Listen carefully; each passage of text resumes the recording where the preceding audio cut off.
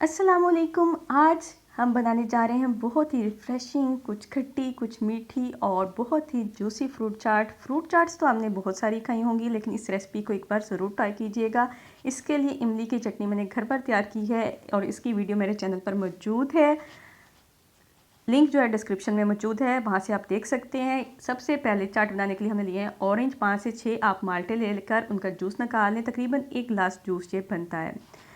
और अब सबसे पहले हम ले लेते हैं 2 सेब और इनको काट लेते हैं।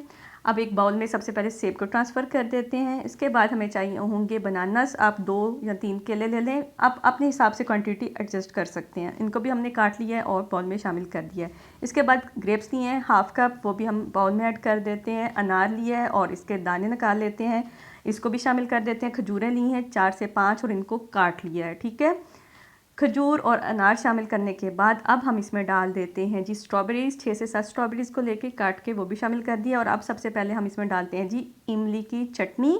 ये लेफ़्ट ओवर मेरे पास पड़ी हुई थी, वही मैं इस्तेमाल कर रही हूँ। इसके अलावा थोड़ा सा चाट मसाला डाला है, 1 टीस्पून मैंने शामिल किया। आप चाहें तो थोड़ा सा सॉल्ट ऐड कर सकते हैं।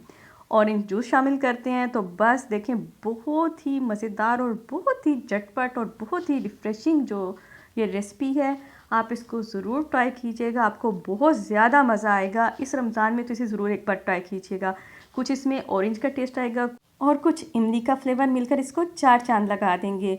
और जैसे कि रमज़ान में इफ्तारी के टाइम हमारा दिल कर रहा होता है ना कुछ खट्टा मीठा खाने को, तो आपकी वो क्रेविंग भी दूर हो जाएगी।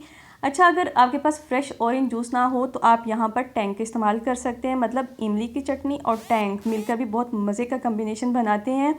आपने इसको ज़रूर ट्राई करना है और मुझे कमेंट करके बताना है कि आपकी फ्रूट चाट कैसी बनी। मिलेंगे नई रेसिपी के साथ। अल्लाह हाफ़िज़।